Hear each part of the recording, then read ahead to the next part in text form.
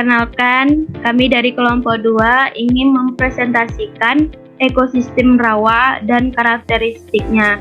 Dan kami ada beranggotakan 3 orang. Yang pertama yaitu Rahimi Suwarni dengan NIM 2004-5064. Yang kedua, Cynthia Pratama dengan NIM 2004-5008. Yang ketiga, Ratu Insani Ramadona dengan NIM 2004-5070. Yang pertama yaitu pengertian rawa. Rawa adalah suatu daerah yang tergenang air, baik air tawar maupun air payau. Rawa ada yang bersifat musiman dan ada juga yang permanen. Rawa dibedakan atas 2 macam, yaitu rawa pasang surut dan rawa bukan pasang surut. Rawa pasang surut ialah lokasinya terletak di pantai atau dekat pantai, di muara sungai, atau dekat dengan muara sungai. Yang kedua yaitu rawa bukan pasang surut, yang merupakan rawa yang lokasinya ada di pedalaman dan tidak dipengaruhi pasang laut, namun dipengaruhi oleh banjir di bantarannya.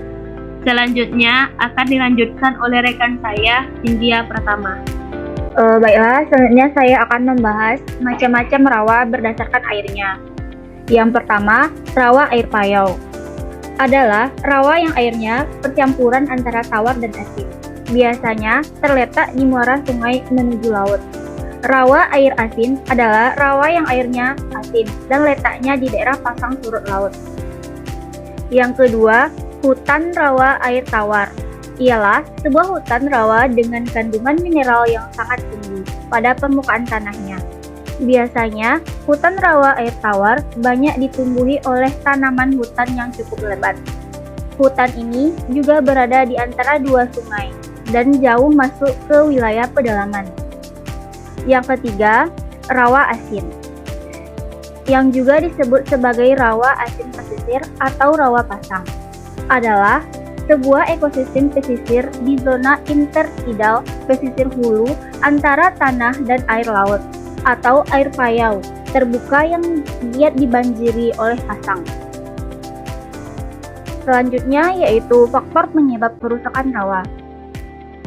Kerusakan rawa dapat disebabkan karena ulah tangan manusia, misalnya karena pembuangan limbah atau bisa juga karena faktor biologis dan kimia lainnya seperti kemarau.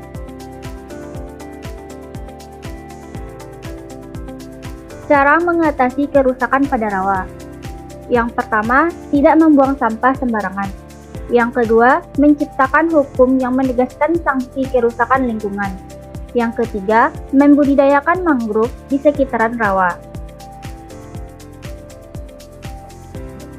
Ciri-ciri rawa. Yang pertama, jika dilihat dari segi air, rawa mempunyai air berwarna coklat hingga kehitaman dan asam. Yang kedua, rawa yang lokasinya berada di dekat pantai akan sangat dipengaruhi pasang surutnya air laut.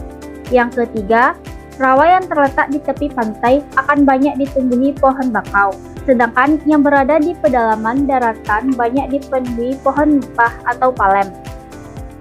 Yang keempat, berdasarkan tempatnya. Lokasi rawa-rawa bisa di area pedalaman yang ada di daratan, namun juga banyak yang berada di sekitar pantai. Dan yang terakhir yaitu saat air laut pasang, permukaan rawa akan tergenang. Berbeda saat air laut sedang surut, maka kawasan ini bisa tampak kering, bahkan tidak terdapat air sama sekali. Selanjutnya, saya alihkan kepada rekan saya yaitu Ratu Insani Ramadona. Selanjutnya ada ciri-ciri ekosistem rawa. Yang pertama, variasi suhu yang tidak terlalu mencolok. Yang kedua, ada penetrasi cahaya tergolong baik. Dan yang ketiga, ada floranya didominasi.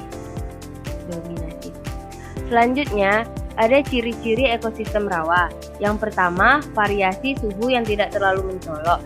Yang kedua, penetrasi cahaya tergolong baik. Dan yang ketiga, floranya didominasi oleh ganggang.